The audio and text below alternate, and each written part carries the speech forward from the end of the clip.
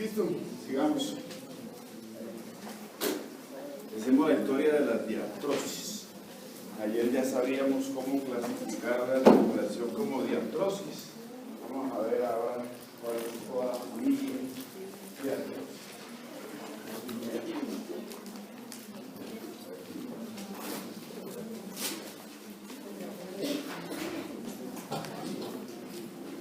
Bueno, listo. Entonces, si recordamos lo que les conté aquí, la única variación que va a haber en esta historia debe ser es la forma en que las dos superficies, como lo hicimos con todas. Fíjense que toda esta relación que había era las superficies óseas que estaban en contacto. Y obviamente en el contexto del que está interpuesto. Pero aquí en este caso, como en los otros, simplemente es lo que está en contacto. ¿Cómo son las superficies? Y eso hace que empecemos a darle propiedades a cada una de ellas. La primera de las diartrosis, lo mismo, hay una imagen como un ejemplo del ejercicio que haremos y cada articulación donde estemos es a cada una clasificarla. Pero no podemos dar una lista hoy de todas, ¿no? En el transcurso de lo que vayamos haciendo hasta mayo, junio, pues haremos ese ejercicio. La primera presentación sigue siendo todas son clases de diartrosis, cambia el género. Primer género, enartrosis o esferoideas. La más característica, aunque la escapulohumeral es, siempre pongo de ejemplo, es esta. Porque de estas enartrosis o esferoideas, como dice esferoide, es una cabeza redondeada. Entonces tengo una perfecta y muy bien formada cabeza, un cóndilo, como una superficie ósea que se proyecta redondeada, perfectamente redondeada, que debe encasar también idealmente aquí, en una también gran y perfecta concavidad. Ahora, estoy hablando de cosas que después cuando estemos aquí, miraremos que anatómicamente aquí pareciera que no se está cumpliendo si mira uno las superficies óseas. Pero como todo está perfectamente hecho, aquí necesito un labrum, vean el video, después hablamos de eso, para ampliar la superficie ósea de contacto.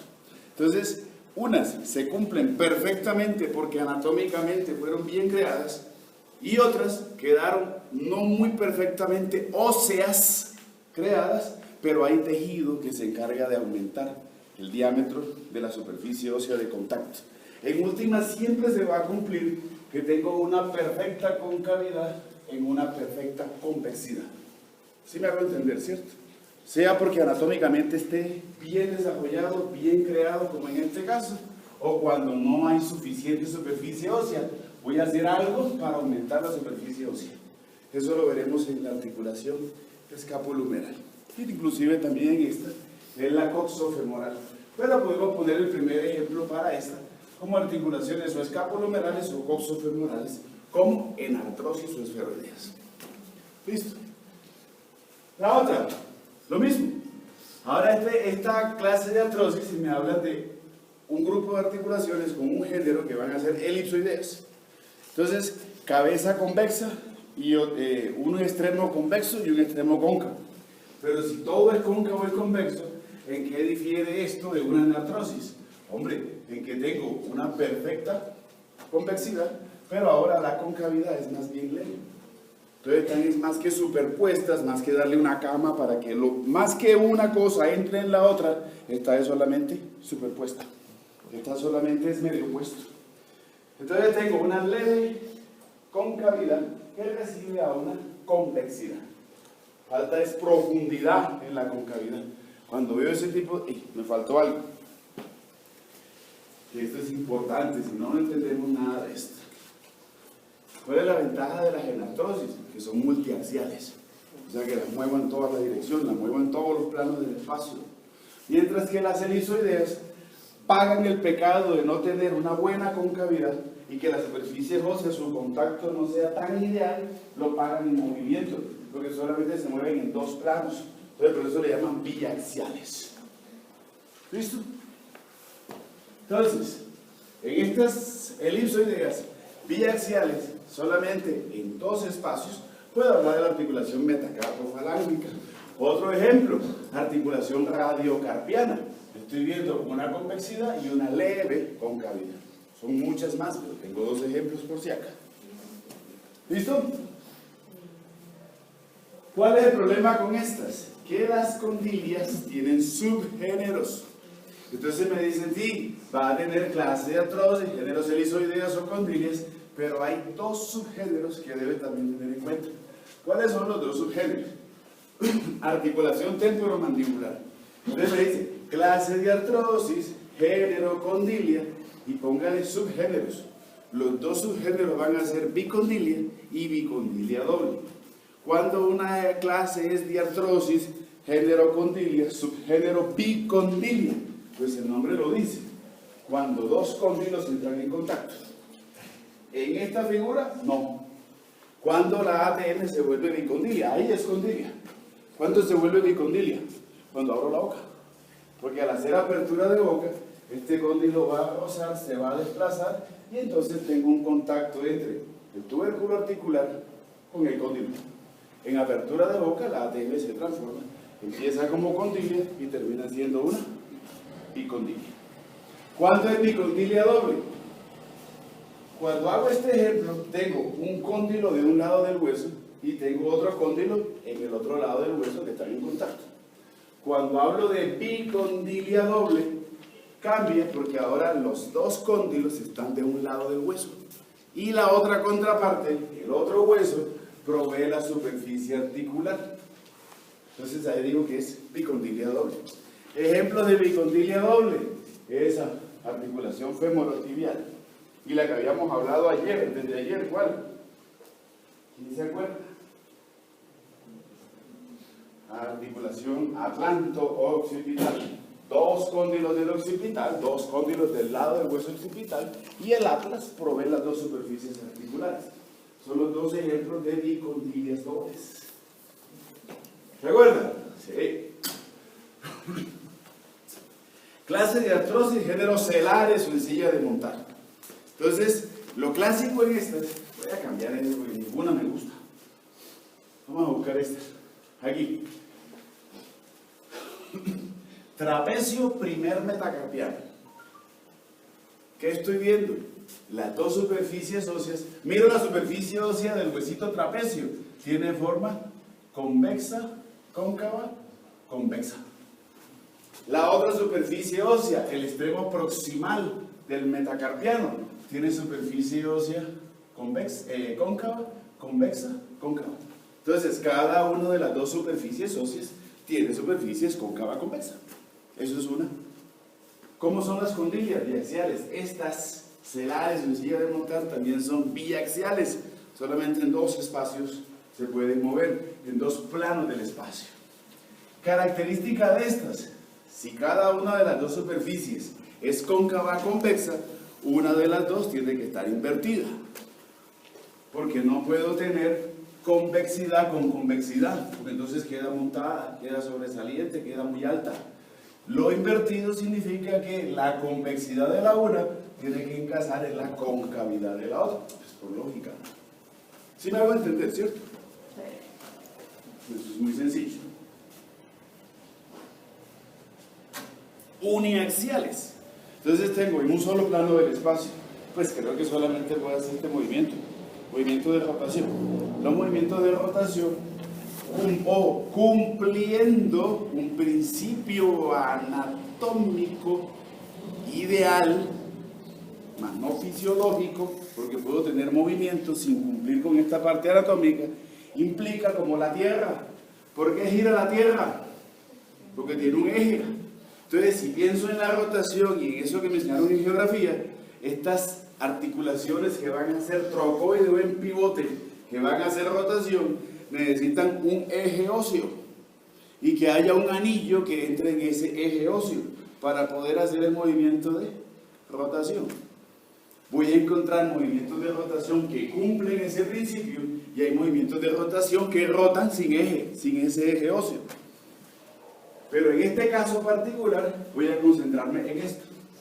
Atlas, axis. Ahí estoy viendo, lo veremos, vamos a hacer el taller en columna, de que tengo en el axis una protuberancia, una sobresaliente que se llama el diente del axis, o apófisis odontoides, hace el eje. Y el atlas provee ese anillo para que pueda haber ese movimiento. Entonces ponemos ese ejemplo por ahora, después miraremos otros. Y miraremos cuáles son los que cumplen ese principio anatómico y cuáles no. Pero por lo pronto pongo como un ejemplo la articulación atlanto-axoidea, como esa clásica pivote, cumpliendo todos los requisitos físicos, mecánicos y fisiológicos para rotar.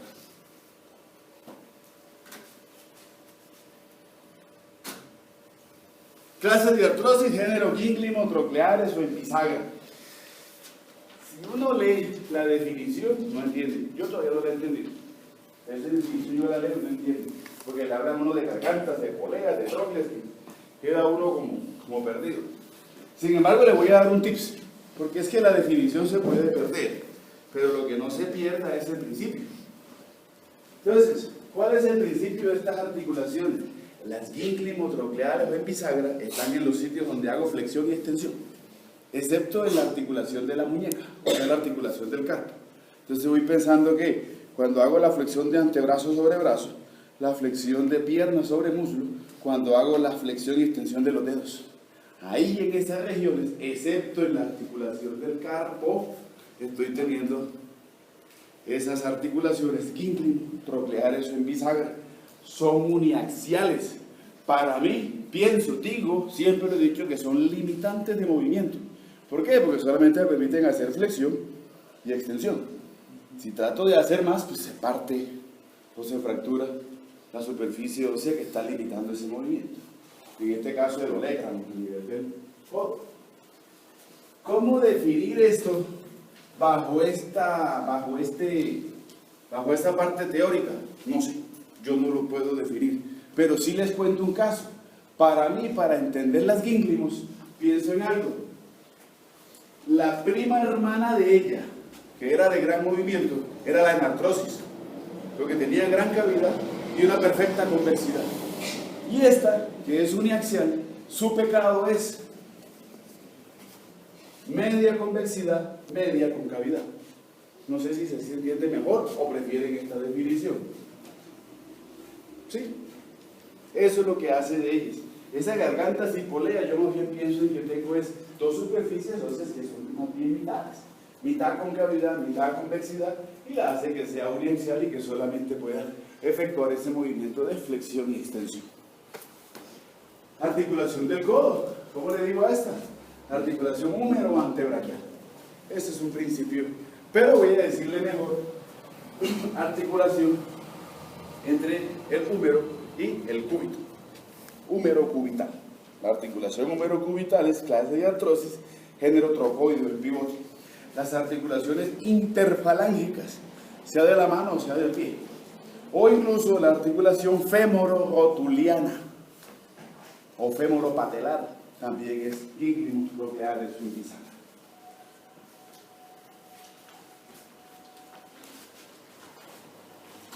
Y las últimas, ya, si no es cóncavo ni es convexo, lo otro que puedo esperar para que haya amplio rango de movimiento es que sean planas. Entonces, lo último que reviso son las articulaciones planas o artróticas. Sin embargo, a mí me parece que tengo un problema. ¿Cuál es el problema con las planas? Las planas para mí son multiaxiales. Pero, ¿qué tiene de diferente el movimiento multiaxial que hago en una enartrosis al que puedo hacer en una plana o artrótica? Bastante diferencia. ¿Por qué? Porque una enartrosis tiene una profunda y gran concavidad y la cabeza convexa se mete dentro de la concavidad. Pero las paredes que delimitan a la concavidad van a no solamente a proveer que haya un suficiente espacio para que el cóndilo esté en la cavidad, sino que le da estabilidad para impedir que el cóndilo se salga. Se puede salir hacia afuera, pero dentro de la cavidad él tiene unas paredes que lo protegen. ¿Me hago entender? La plana tiene un problema. Es multiaxial, pero no tiene ningún, porque las dos superficies son planas. Entonces se puede mover en todas las direcciones, pero su rango de movimiento va a ser directamente proporcional al área de contacto de las dos superficies. Si el área de contacto es pequeña, pues el movimiento será en todas las direcciones, pero será muy limitado. Entre más amplia sea la superficie articular, va a tener más probabilidad de moverse, pero siempre con la limitante que no tiene paredes que impidan de que pueda haber un desplazamiento más allá de los ligamentos. Entonces, estas articulaciones dependen de ligamentos, mientras que la genartrosis, además de los ligamentos, tiene paredes óseas que impiden que tengan la probabilidad de sufrir trauma. ¿Me hago entender? Entonces, el ejemplo de esas, ¿cuál sería? De esta, aquí mira, la articulación acromioclavicular. Es una clásica de esa, articulación acromioclavicular. Hay otra, después la vemos. Esa clásica acromioclavicular. ¿Listo? Ya, se acabaron. No más. Bueno, seguimos. Unas generalidades de los músculos, aproximadamente 650. Siempre por más u otros por menos, músculos que no se forman. Ahora, la clasificación la van a ver en listo. La tengo ahí nomás para hacerle como la antesala a esto. Músculos que son voluntarios o esqueléticos. Músculos lisos que son involuntarios. Y uno que aparece ahí que es como raro, porque dice que es estriado cardíaco, que es el miocardio y que es involuntario. Bueno, pues si es estriado, defínese. No, es que el músculo sí es involuntario, lo que pasa es que al microscopio y a la vista pareciera que tuviera características de estriado. Se parece, pero es liso y es involuntario. Eso lo definen y lo discuten con el profesor Emuele. Y de esta clasificación de músculos, ¿qué voy a pensar que puedo encontrar en ellos? Los que vamos a ver la otra semana, esos músculos que están debajo de la piel, que son superficiales. Tan superficiales como en el caso de la expresión facial, que si el músculo se contrae, en la piel se ve reflejado mi estado de ánimo. Estoy alegre, estoy triste, contento. No como usted dice en cara de, no, esa no. Entonces, son tan superficiales que me pueden dar esa expresión a nivel de la cara. O pueden ser profundos. Puedo encontrar las dos clasificaciones de músculos. ¿Qué vamos a hacer con los músculos? Teniendo tanto músculo, lo menos que puedo hacer es clasificarlos. Además de que sean voluntarios o que sean involuntarios. Entonces, lo primero que puedo hacer en esta clasificación de músculos es clasificarlo por la direccionalidad. Entonces, si son direccionales, puedo encontrar solamente que sean rectos, que sean oblicuos o que no se decidan ni por recto ni oblicuo, sino que comienza en una dirección y después cambia. Entonces le digo reflejos. Miremos. Ahora, un músculo puede tener varias clasificaciones. Ahorita hacemos el ejemplo. Pero bueno, si pienso en un músculo recto, hay muchos, pero voy a poner el ejemplo más. En el globo ocular, recto superior. Por debajo, rectos inferior. Recto laterales, recto mediales. Ah, sí, los músculos son así, rectos, tienen una sola direccionalidad. Y les pongo ese ejemplo, pues, a pesar de que hay otros, para que al menos el más sencillo, porque el mismo nombre le dice qué es. ¿Cierto? Ahora, otros son oblicuos. El mismo ejemplo de ayer. Busquemos el mismo nombre para no perdernos. Oblicuos externos abdómenes. El oblicuos internos abdómenes que estaba debajo ayer cuando hacíamos el ejemplo de la cisarcosis. O sea, músculos que tienen una direccionalidad así, inclinadita, oblicua. ¿Sí o no? Y tengo los músculos que son reflejos. ¿Cuáles son los músculos reflejos? El músculo que lleva una dirección y de pronto cambia. Pero para que cambie, ya habíamos visto también el ejemplo, necesitan o un ganchito de un hueso o necesitan una tróclea. Ah, bueno. Ejemplo de músculo reflejo. Lleva una dirección y de pronto, ¡pum!, cambia. Oblicuo superior oculi. Hay otro que es el oblicuo inferior oculi. Y hay otro que es el músculo tensor belli palatini. Hay tres reflejos. Ya, esos tres son los únicos. Pero podemos colocar este que ya lo conocemos. Lleva una dirección y cambia. No tiene problema, ¿cierto? No. ¿Lo puedo clasificar por su forma? Sí. Músculos que son largos, fusiformes, o sea, como un fusible, así alargaditos. Ay, ¿cómo es que se llama esa parte de la vaca? Bueno, se me olvidó. Es que es característico, o sea, eso lo ponen, porque si uno está como la creencia, ¿no? Dele caldo de no sé qué para que se mejore. ¿Cómo? Ese, el lagarto. Ese, muchas gracias. Ya hacemos de todo, hasta veterinaria, miramos aquí culinaria. Entonces, necesito un músculo que sea largo o fusiforme. músculos largos o fusiformes los voy a ver más representativos en miembro superior o inferior. Entonces tengo un músculo largo fusiforme como es el bíceps. Voy a dar un ejemplo del músculo fusiforme, que son más. Bíceps. ¿Listo? Ahora me dice que también tengo músculos que son anchos o planos. Los músculos anchos o planos se encuentran recubriendo cavidades. Entonces, ¿qué mejor ejemplo que la cavidad abdominal? Entonces aquí puedo poner un ejemplo de un músculo que cumple varias condiciones. Porque el músculo oblicuos externos abdominales o el músculo oblicuos internos no solamente es oblicuo por su direccionalidad, sino que por su forma es un músculo ancho. O sea que un músculo lo puedo clasificar en varias cosas. Hay que hacer ese ejercicio. Listo. Ahora encuentro músculos cortos. Aquí también puedo tener otro ejemplo de combinaciones. Aunque si quiero hablar de otro músculo que sea corto, puedo hablar de los músculos de la mano. Puedo hablar del abductor pollicis brevis. Puedo hablar del flexor pollicis brevis. Abductor digiti minimi. Flexor digiti minimi brevis. Los músculos de la mano son cortos. Pero como hacemos un ejemplo parecido y queremos combinar, los músculos del globo ocular son cortos, o sea, el rectus abdominis, perdón, el recto superior, el rectus inferior, el recto laterales y el recto medialis puede ser un ejemplo de músculo que es recto, pero también es corto. Y el globo ocular, la cavidad orbitaria mide 5 centímetros en profundidad, 4.2, 5 centímetros, son cortos. A seguir en el ejemplo. Entonces puedo tener aquí otro ejemplo de músculo que cumple dos condiciones, por la direccionalidad y por la forma. ¿Sí o no?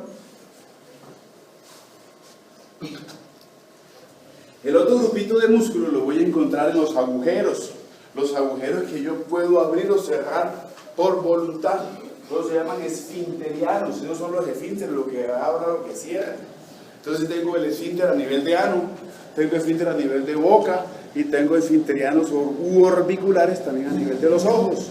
Y la característica de ellos, su forma, me dice que van a ser así. Las fibras son circulares. Entonces le pueden decir angulares, también se conocen como esfinterianos o también se conoce como orbiculares. Y su característica es ahí, estar en esos agujeros que abro o cierro por mi voluntad. En la mano hay unos musculitos que me dicen que tienen forma de pluma o de peine, ya pero de pluma. Entonces tengo unos que son unipegniformes, tienen un solo penachito de músculos. Estos que van a ser bipegniformes, porque tiene dos penachos, dos porciones musculares. Y este que tiene muchas, entonces será multipegniforme. Ejemplo clásico del unipegniforme y de bipegniformes. Estos músculos en la mano, que se llaman los músculos lumbricales. Ahí tengo de los dos. Primer y segundo lumbricals, unipegniforme. Tercer y cuarto lumbricals, bipegniformes. Ejemplo clásico del multipegniformes, el músculo deltoideus. Es el músculo clásico multipegniformes, cuando uno lo ve igualito. ¿Sí o no? Sí. Otra forma, este jovencito que ayer ya algunos lo hemos visto, un músculo, ¿se acuerdan cómo se llama este huesito? Huesoyoide, un músculo suprayoideo. Y un músculo suprayoideo que tiene dos vientres, músculos digástricos. El digástrico tiene un vientre anterior y tiene un vientre posterior. Ayer hicimos el ejercicio en la cara medial de la mastoides con la ranura digástrica o ranura mastoidea. Se insertaba el vientre posterior del digástricus. Sí, los músculos pueden tener dos haces musculares que están conectados por un tendón. Entonces le digo músculo digástricus. Este es digástrico. Aunque el término digástrico es que tenga dos vientres, este jovencito tiene los dos vientres, se clasifica digástrico y se llama digástricus. ¿Sí me hago entender? Pero tiene dos, vientre posterior y vientre anterior. El otro es el homoyoideus. Tiene un vientre superior y tiene un vientre inferior. Eso lo vemos despuesito. Bueno, listo. Ya con eso tengo para distraerme, son 650. Tengo el fin de semana chévere para clasificarlos. Bueno. ¿qué más necesito conocer de estos? Bueno, de los músculos, vamos a hacer un ejercicio. ¿Qué encuentro en un músculo? Listo. Voy a encontrar su parte roja muscular contráctil. Pero los músculos tienen unos extremos. Y sus extremos, que son blanco nacarados, van a ser los tendones. Y los tendones como tal, como tejido conjuntivo, fibroso, que van a ver en esto, es la estructura necesaria para lograr que tenga inserciones. Y estoy hablando de la inserción proximal o de la inserción distal. Las inserciones tienen que darse a nivel de tendones. No siempre, hay excepciones. Vamos a mirarlas. Pero también tengo algo clásico cuando debo revisar la parte muscular. Y no solamente serán los tendones, sino que voy a encontrar un tejido que envuelve, que protege, que se llamará aponeurosis. Para mí, ¿qué es la aponeurosis? La aponeurosis o fascias son membranas fibrosas, son envolturas que tienen los grupos musculares. Voy a poner un ejemplo clásico para que me entiendan. Eso blanquito que veo en el cuello es la aponeurosis cervical. Pero me gusta más este ejemplo. Voy a poner un ejemplo a nivel de brazo, porque se entiende un poquitico mejor. Ahora, ¿cuál es la importancia de la aponeurosis? Tiene una importancia fisiológica y tiene una importancia patológica. La importancia fisiológica es, primero, al tener un grupo muscular, o tener un miembro con muchos músculos, lo primero que necesito es organizarlos. Y necesito organizarlos en su conjunto y organizarlos individualmente. Entonces, a nivel de brazo, por lo menos, tengo una aponeurosis que se llama la aponeurosis a nivel de brazo, le voy a decir braquial o humeral. Listo, envuelve todo. Pero ¿qué estoy viendo? Me está diciendo que la aponeurosis llega un momento en que se introduce. Y que cuando se introduce, va a empezar a hacer un envolvimiento y un tabicamiento individualiza los grupos musculares. Entonces ya voy pensando que la aponeurosis es un trabajo individual y grupal. Individualiza a cada músculo, lo hace independiente, pero también hace un conjunto de todos ellos. Al final, como está viendo ahí, la aponeurosis o estas fascias me dicen es que al final sufren, en profundo, sufren un engrosamiento. Y el engrosamiento se fija en el hueso. Esos engrosamientos son los tabiques intermusculares. Siempre los vamos a encontrar. Y los tabiques intermusculares, pues claro, tengo uno hacia medial, uno hacia lateral, pues son intermusculares, mediales y laterales. Y son medios de fijación para las fascias o aponeurosis. Pero los tabiques también hacen de que yo pueda entender por qué las disecciones y por qué los libros y las descripciones anatómicas me hablan de un brazo anterior y brazo posterior, antebrazo anterior y antebrazo posterior. No se revisa por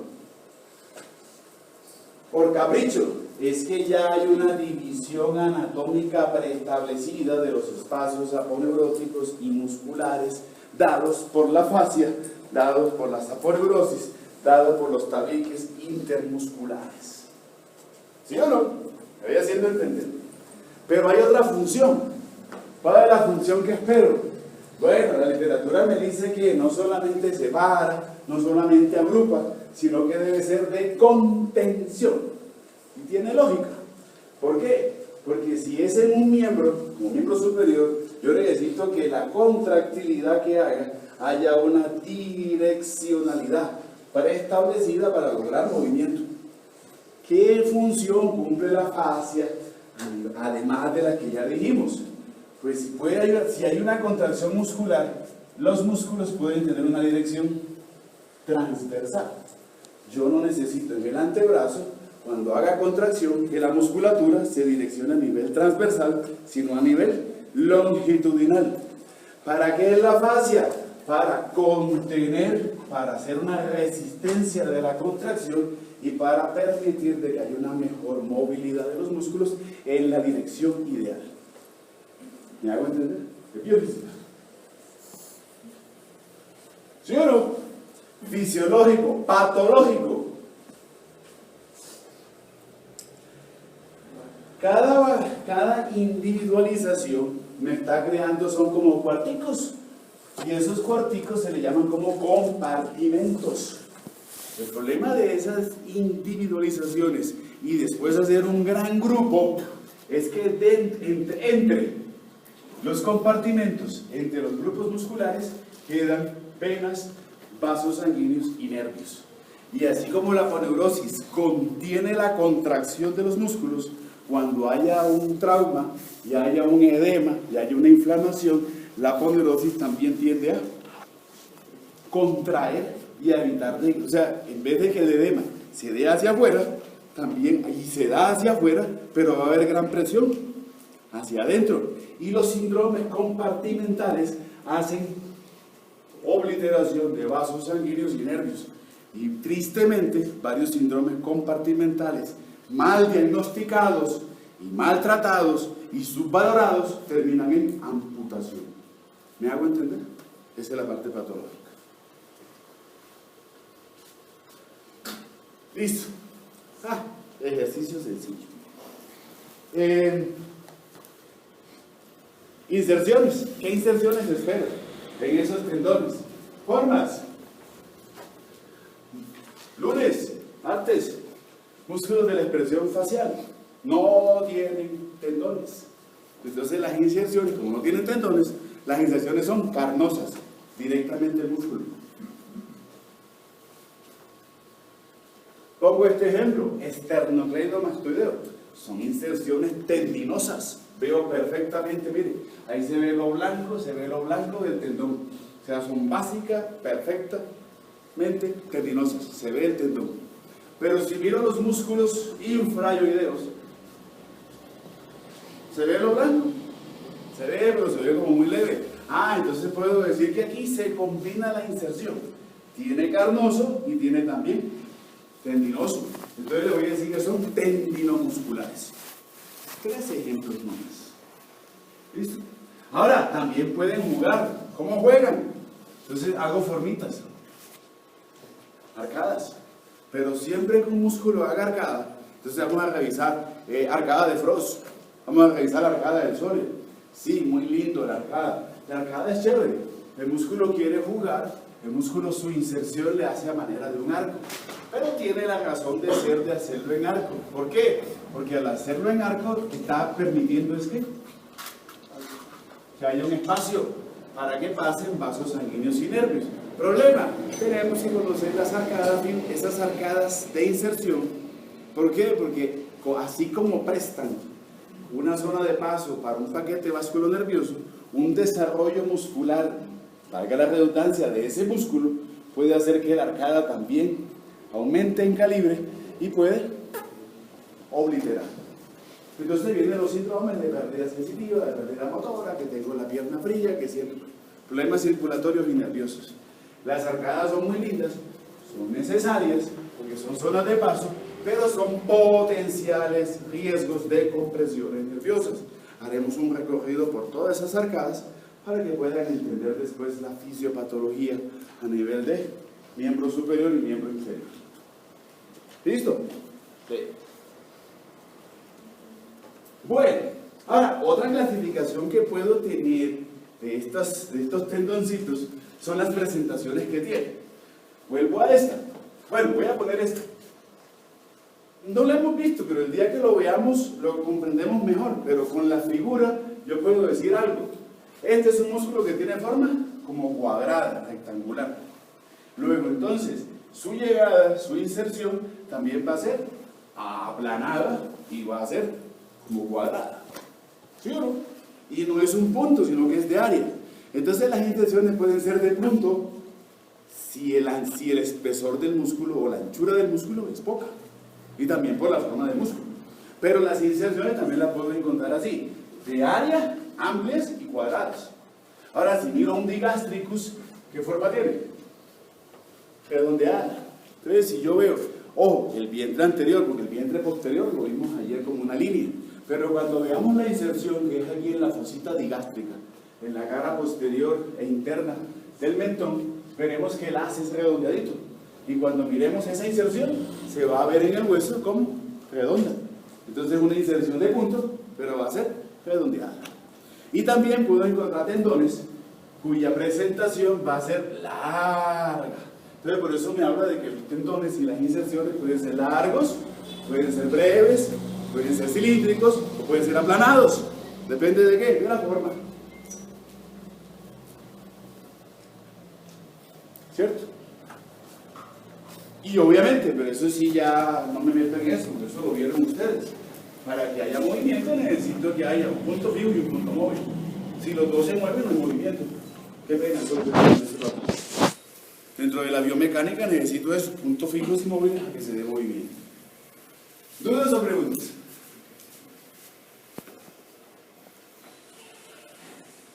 ¿Ninguna? Bueno. Listo, salimos de esto. Ya, ahora sí, entremos en materia. Me acabó el juego.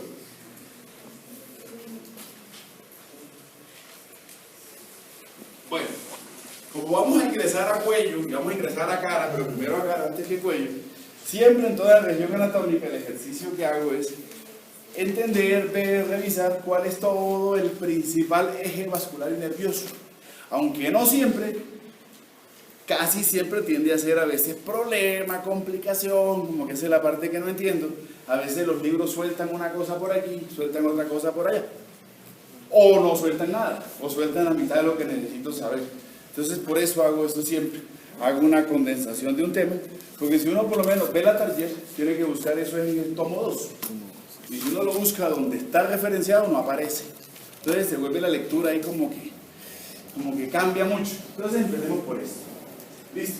Voy a empezar desde tórax, pero eso lo veremos después. Pero necesito ambientar la charla. Listo. Leyeron, ¿cierto? Bueno. Vamos a situarnos. Cavidad torácica. La cavidad torácica, como división, tiene solamente dos partes. Voy a decir que tengo unas porciones laterales y una porción central. La porción central de la cavidad torácica, la veremos por allá en tórax, se conoce por el nombre de mediastino. Y eso va a ir desde el esternón hasta las vértebras torácicas. Desde la primera vértebra torácica hasta la última. ¿Cuántas vértebras torácicas son? 2. Entonces la cavidad torácica hacia atrás estará delimitada por desde T1, que es primera vértebra torácica, hasta T12. La delimitación anterior estará dada por manubrio del esternón, por el esternón, y la delimitación lateral serán las 24 costillas, esos arcos. Listo. No me interesa hoy las partes laterales porque son pulmonares. Tampoco me interesa la central porque no voy a hablar de eso, solamente necesito es ponerle nombre y hablar de un sitio o un espacio central que se llama mediastino y donde vamos a referenciar a este órgano, que va a ser a nivel corazón. Y que el corazón arriba, en la parte superior, que es la región de los grandes vasos, veo la llegada y la salida de arterias y venas. Y que si empiezo desde la izquierda voy a tener una arteria que se llama la arteria pulmonar, después sigue la arteria aorta y después sigue la vena cava superior. Por encima y por debajo vena cava inferior. Pero mi historia la voy a comenzar es ahí, en esa jovencita. La aorta. Tengo 4 cavidades, tengo un ventrículo izquierdo y del ventrículo izquierdo emerge un vaso que se llama la arteria aorta. Hasta ahí. Esto es una vista anterior. En esta vista anterior, lo que para ustedes, lo que aquí se ve derecho, para ustedes es izquierdo y lo que es izquierdo se ve derecho. O sea que está a la inversa, es un espejo. Esta vista es posterior. Aquí lo derecho es derecho y lo izquierdo es izquierdo. Entonces, esa aorta que está saliendo aquí, también la estoy referenciando acá. Eso es aorta. Y entonces la aorta me dicen que tiene una porción que sube, que va a ser aorta ascendente, que después hace un doblez y será entonces el callado de la aorta, y que después ella baja porque se va para el tórax y se comienza a llamar aorta descendente o aorta torácica. Pero para la historia de cuello y cara necesito concentrarme en el callado de la aorta, porque por lo que estoy viendo aquí y por lo que estoy referenciando acá, los vasos sanguíneos que ascienden por el cuello, región lateral, y que se encargan de la irrigación de estructuras cervicales, faciales, craneales, cefálicas, incluyendo cerebro, son ellas las responsables. Dos nacimientos diferentes, porque de este callado de la aorta no solamente necesito la irrigación de cuello, de cara, de cráneo, sino la irrigación de la base del cuello, la estructura de la base del cuello y la irrigación de miembro superior. De ahí tiene que nacer. Veremos quiénes son. ¿Qué necesito entonces para la región de cuello, para la región de cara y la región cefálica? ¿Qué necesito? Carótidas. Necesito dos carótidas. Entonces voy a encontrar aquí esta que está acá y esta que está aquí. Entonces lo primero que va a emerger, esta que está, cambiamos la imagen. Van a ser dos carótidas primitivas. Es lo primero. Entonces, para esta irrigación superior voy a necesitar dos carótidas. Y van a ser las arterias carótidas primitivas o carótida común. Listo. Para la irrigación de la base del cuello y para la irrigación de miembro superior, voy a encontrar esta liguita que viene saliendo aquí, que se va a llamar la arteria subclavia. Arteria subclavia. Es un solo tronco. Lo que pasa es que la subclavia transita por la base del cuello y tiene que pasar por debajo de esta amiguita que está aquí, de la clavícula. Y cuando ella pasa por debajo de la clavícula, cambia de nombre y se llama arteria axilar. Y la axilar sigue avanzando, va para el miembro superior, y cuando llega a nivel del brazo, entonces se llama humeral. Y cuando ella pasa el codo, entonces se llama cubital y radial. Y listo. Esa es todo. Pero eso lo vemos después. ¿Cuál es el problema cuando necesito tener claro? Ya tengo claro quiénes son las dos arterias. Tengo una carótida y tengo una subclavia. El problema de la historia es el diferente nacimiento que tiene la carótida y la subclavia del lado derecho o del lado izquierdo. ¿Dónde nace la carótida y subclavia del lado izquierdo? Nacen directamente del callado de la aorta. Mientras que del lado derecho, el problema es que primero nace un tronco y de ese tronco se origina la carótida y la subclavia. El tronco se llama el tronco arterial brachiocefálico. Tronco arterial brachiocefálico. Primero, tener claro ese nacimiento. Variaciones, todas las que quieran. ¿Listo? Bueno, ya. Primera parte lista. Miremos otra lista. Entonces, voy a quitar piel, tejido celular subcutáneo, corto la aponeurosis, esa manchita blanquita que estaba ahí en el cuello, y entonces referencio a esto. No vamos a hablar de todos, pero ya los que conocemos a este señor que está aquí, que es el músculo más superficial a nivel de la nuca y a nivel de tórax, trapezius. Ya conozco a este señorito que está aquí, que va a ser el sternocleidos mastoideus. Dentro de las regiones cervicales, voy a encontrar, o sea, del cuello, encuentro una región esternocleidomastoidea. Y también encuentro una región que se llama carotidia. Ah, sí, porque hace honor a eso. Y esa región esternocleidomastoidea, o sea, si yo corto y necesitamos cortar al esternocleidomastoideo y lo levantamos, el premio de esa disección va a ser esto, encontrar ahí, a ese paquete vascular. El paquete vascular de cuello, satélite pero no homónimo, por debajo del esternocleidomastoideo, va a ser esta jovencita que viene por aquí, que va a ser carótida primitiva, y su satélite pero no homónima, que es la vena yugular interna. Vena yugular interna. No se ha perdido, ¿cierto? Nada. Vena arteria carótida primitiva a nivel cervical. Voy a hacer un tip. Yo sé que lo revisaron, pero voy a hacerlo de todos modos. ¿Qué necesito a nivel de cuello para entender la historia que voy a comenzar ahorita? Bueno, quiero situarme en eso. Pues soy oídes. Hay una musculatura que está por encima, músculos suprayudeos. Una musculatura que está por debajo, músculos infrayudeos. Pero es que cuello también tiene algo. Y es que en cuello voy a tener que referenciar uno, columna vertebral, el esqueleto cervical de la columna vertebral cervical, 7 vértebras cervicales, sí. ¿Tengo que revisar más musculatura? Sí. Pero en cuello también necesito revisar esto, la vía aérea. Y la vía aérea, la vía respiratoria mía, que es lo más anterior del cuello, va a estar representado por este órgano. Y este órgano que está aquí se llama la laringe. Y la laringe me dice que después se continúa con un tubito que se llama la tráquea. Es lo más superficial, exclusivamente vía respiratoria. Y en este corte, si me voy más hacia atrás, va a aparecer ahora este tubo posterior prevertebral, 14-15 centímetros, que se va a llamar la faringe. Y la faringe, a nivel de la sexta vértebra cervical, sexta, séptima vértebra cervical, después se continúa con otro tubito aplastado que se llama el exófago. ¿Y qué es la vía alimentaria? Y también necesito en mi cuello referenciar esto que es glandular. Y va a ser 2 glándulas, la glándula tiroides y la glándula paratiroides. ¿Sí o no?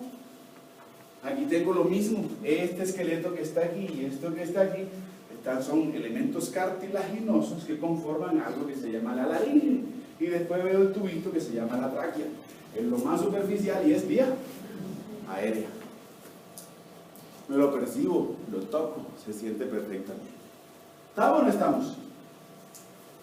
Y después voy pensando en algo, en que esta laringe, y necesito hacer esta reflexión solamente aquí, mi laringe, que es cartilaginosa, tiene un cartílago que es el mayor, el más grande de todos, que sobresale. ¿Qué va a ser el cartílago? Tiroides. Cartílago tiroides. Es una parte, es un cartílago, es uno de los cartílagos que forma la laringe. ¿Por qué lo necesito? Porque en mi descripción anatómica, tanto a la derecha como hacia la izquierda, cuando yo describo el ascenso, los 12, 13, 14 centímetros de longitud que tiene la arteria carótida primitiva, ella tiene un punto en el cual se bifurca. El punto de bifurcación de la carótida primitiva lo voy a tomar superficial anterior y lo tomo profundo posterior. El límite o la estructura anatómica que me sirve de referencia para ubicar el punto de bifurcación de la carótida primitiva es borde superior del cartílago tiroides. Y si busco el punto posterior profundo, cuarta vértebra cervical, yo le voy a decir C4. Y ahí en ese momento describo a mi carótida cuando se divide en 2 ramas. Una que va a ser la carótida interna y otra que va a ser la carótida externa.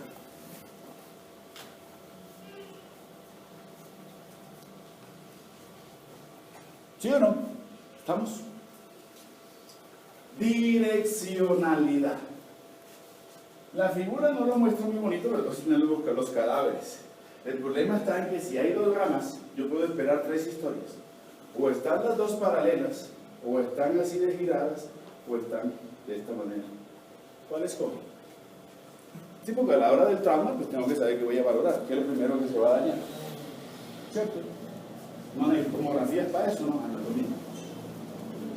Entonces, una está en anterior, otra está en posterior. La historia seguramente es que una será medial, otra será lateral. La carótida interna es posteromedial. Posterolateral, perdón. Y la carótida externa es anteromedial. ¿Sí? ¿Se entiende? O sea que la posición de esto es así. La carótida interna es posterior, pero está más hacia afuera. Mientras que la carótida externa es más anterior, pero está más hacia adentro. ¿Sí?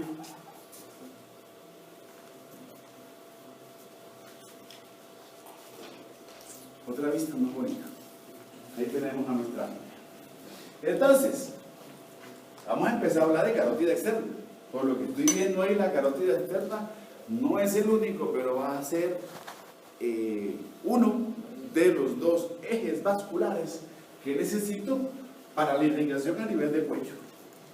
La carótida externa es la única arteria responsable de la irrigación de estructuras a nivel de cara, a nivel facial y algunas craneales, incluyendo órganos de los sentidos. Y esta amiguita que está aquí, la carótida interna, va a ser la principal, no la única, responsable de irrigación del cerebro. Ya lo vimos, son dos, carótida interna y la arteria vertebral. Pero la carótida interna tiene sí una participación a nivel de cavidad orbitaria. Entonces se encargará de irrigación del globo ocular. Pero también tiene participación en irrigación de nariz, tanto interna como externa. Ese ejercicio que haremos en lo sucesivo. Y la carótida interna también participa en irrigación del oído. ¿Listo? Empecemos. Carótida externa. Listo. ¿Qué me referencia a los libros? Me dice, mire, son 6 ramas. Y conózcalas así porque son muy sencillas. 3 ramas anteriores, 3 ramas posteriores que nacen de la carótida externa. Primera rama anterior de la carótida externa, Feneis, el único libro que me las explica bien bonita, esa que está aquí. Primera rama de la carótida externa anterior va a ser la arteria tiroidea superior. Y cuando hablo de tiroidea superior y entiendo este esquema que está aquí, la tiroidea superior me va a dar esta ramita que va por el hueso yoides, arteria infrayoidea. Y se la voy a colocar para la irrigación de todos los músculos infrayoideos. Veremos después. La segunda, me dice que va a ser esta ramita que está yendo ahí. Es una rama laríngea. Entonces, la tiroidea superior tiene contribución, tiene protagonismo en la irrigación de mi laringe. Pero debo ser específico, porque va a ser una arteria laríngea superior. Irrigación de laringe. Sigo con ramas. Arteria laríngea inferior, también conocido como cricotiroidea, también irrigación de laringe. Sigo avanzando y me está dando esto, este grumo que está aquí va a ser glándula tiroides. Entonces va a dar ramos glandulares con destino a glándula tiroides. Las glándulas, de una vez les cuento la historia, tienen clasificaciones, o son endocrinas, o son exocrinas, o son mixtas. Siempre que tenga glándula endocrina, prepárense porque la irrigación es copiosa. Esta es una de ellas. Nos falta, pero tenemos una parte de ella. Y este ramito aquí que está cortadito, pues por lo que veo está yendo hacia afuera. Pero para yo ver esta arteria tuve que quitar un músculo. ¿Qué músculo va aquí? Esternocleido. Entonces una rama o una arteria esternocleidomastoidea con destino al músculo. Esternocleidomastoideus. ¿Listo? Está lista la primera. Muy bien, esta semana tenemos cosas para hacer ustedes. Eso es bastante impresionante. Segunda rama, arteria lingual. Arteria lingual. Ahora, ¿qué tiene mi lingual? Bueno, listo. Presentaciones. Ojo, después de la lingual sigue la facial. ¿Listo? Ahora, ¿por qué tengo que hablar de facial si estoy en lingual? Porque aunque yo espero que los sitios de emergencia de la lingual y la facial sean diferentes en la carótida externa, se ve bastante común que aparezca un tronco. Entonces tengo carótida externa, tengo un tronquito y ese tronquito único se bifurca y me da origen a la lingual y a la facial. Si eso está así, tengo que decirle tronco lingofacial. Si aparece, vamos a ver si aparece. Pero que aparezcan bastante variables. Lo primero que voy a hacer con la lingual, bueno, si esta era ramo infrayoideo, este debe ser ramo suprayoideo. Idealmente, si es suprayoidea, va a contribuir en la irrigación de músculos suprayoideos, los que se relacionen con el hueso yoides, los que tengan inserción, los suprayoideos que se inserten en el yoides, tendrán irrigación de esa rama suprayoidea. Eso dice la literatura.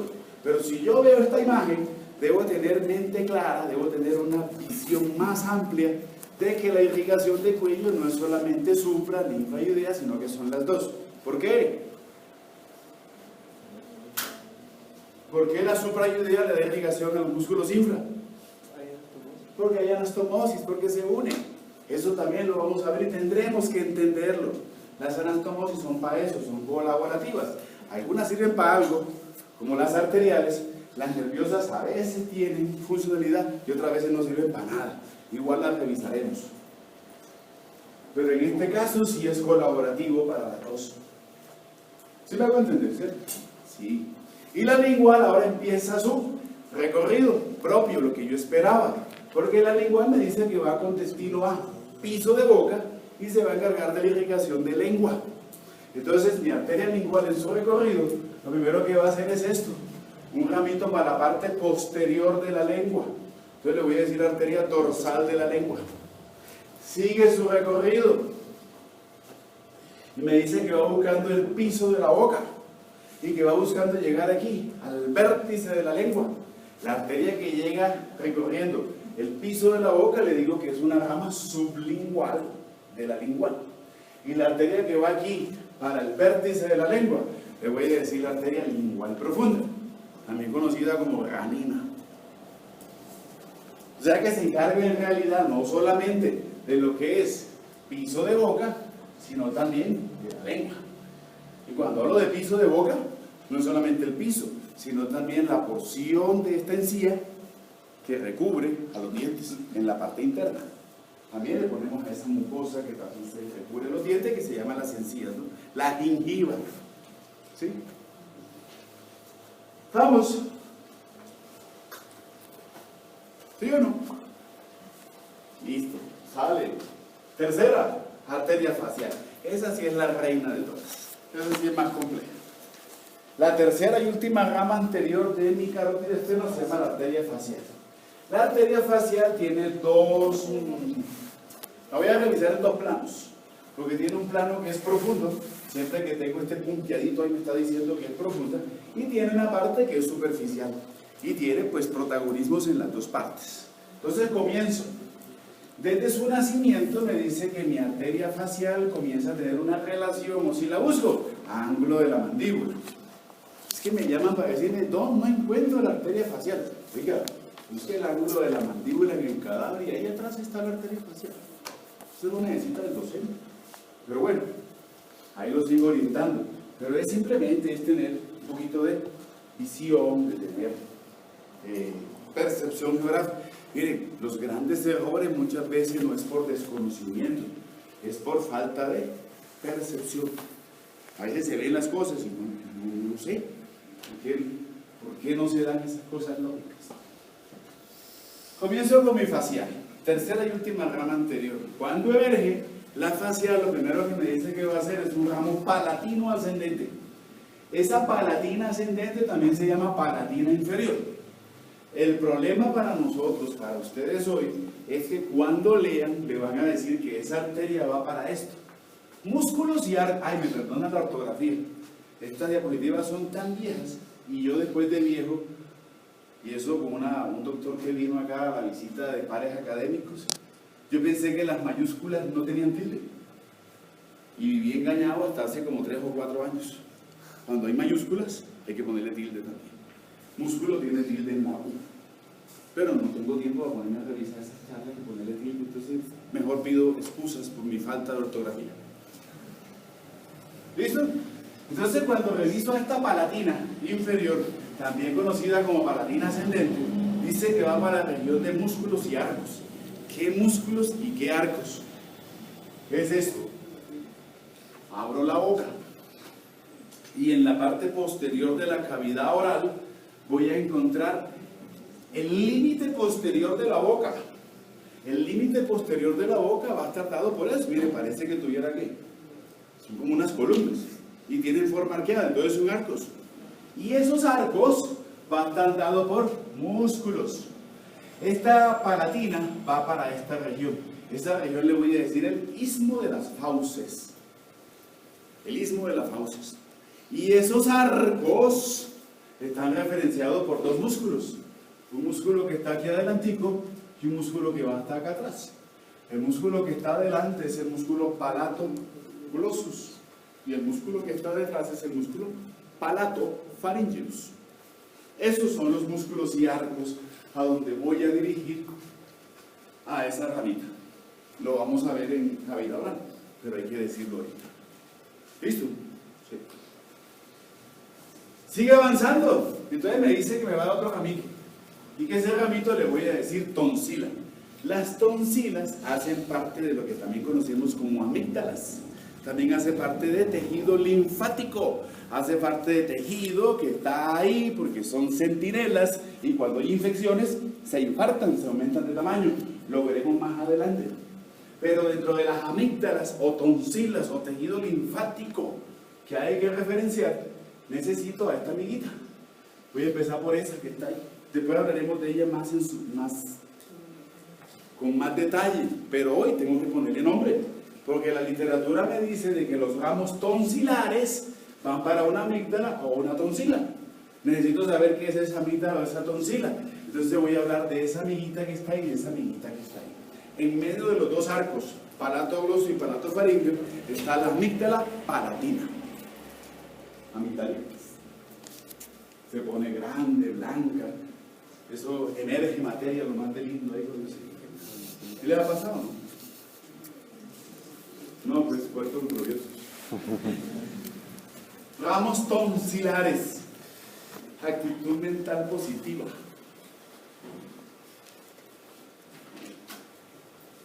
La amígdala está en medio de los dos arcos. Tengo una arteria que va para la amígdala. ¿Será que los ramos tonsilares no colaboran en el arco palato-gloso y palato-faríngeo? Sí. Tengo los ramos de la palatina. Van para el palato-gloso y palato-faríngeo. Y la amígdala está en la mitad. ¿Será que los ramos no también le dan a la amígdala? Entonces es una historia completa. No voy a estar sesgado. La palatina celita palatina inferior le da a los arcos y le da a la tonsila. Y los ramos tonsilares no solamente van para la tonsila, sino que también ayudan en los arcos. Están juntos, no están alejados.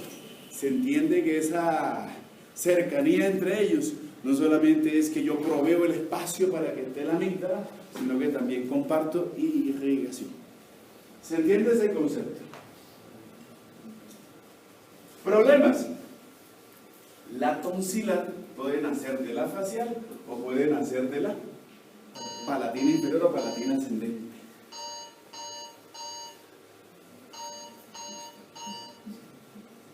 Listo, dejémosla hasta aquí ya, dejémosla hasta antes de emerger. Listo, 5 minutitos. Sigo avanzando, porque la arteria sigue su recorrido en el ángulo de la mandíbula. Sigue profunda, pero quiere volverse superficial. Pero mientras sigue profunda y sigue a nivel ahí, de cara interna, de ese ángulo de la mandíbula, mi arteria me dice que va a dar estos ramitos. Y esos ramitos que están ahí, no está la imagen. Sí, sí está. Mira. Y aquí tengo la facial, pero está dando esto. Ahí tengo eso. Ahí a nivel del ángulo de la mandíbula, lo van a revisar ustedes en el taller, tengo una fosa submandibular. Y esa glándula se llama glándula submandibular. Entonces la facial me va a dar ramos glandulares con destino a esto, a la glándula salival, la segunda en tamaño, que es la glándula salival submandibular. Pero no contenta con eso, después de que da los ramos glandulares, da una ramita que va por todo el borde inferior de la mandíbula. La mandíbula tiene dos partes, la rama y el cuerpo, bueno, tres: cuerpo, ángulo y rama. Entonces por el borde inferior del cuerpo de la mandíbula, bordeando ese borde inferior del cuerpo. Y la rama va a ser una rama submentoniana.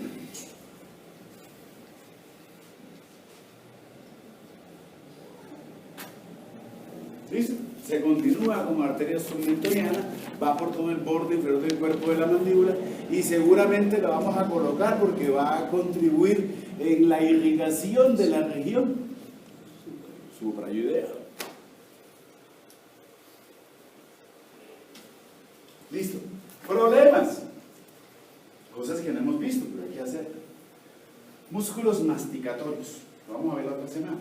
Pero aquí en esta imagen me dice que a nivel del ángulo de la mandíbula, esto es una vista externa y esto es una vista interna. El ángulo de la mandíbula tiene dos músculos que la abrazan. Uno por fuera, massetero. Uno por dentro, pterigoideos internos. Lo menos que yo espero es que esta arteria que está bordeando, que está jugando, que está transitando por el ángulo de la mandíbula, dé unas ramas pterigoideas para el músculo pterigoideo internos y dé unas ramas masseterinas para el músculo massetero. No son las más importantes, pero las da.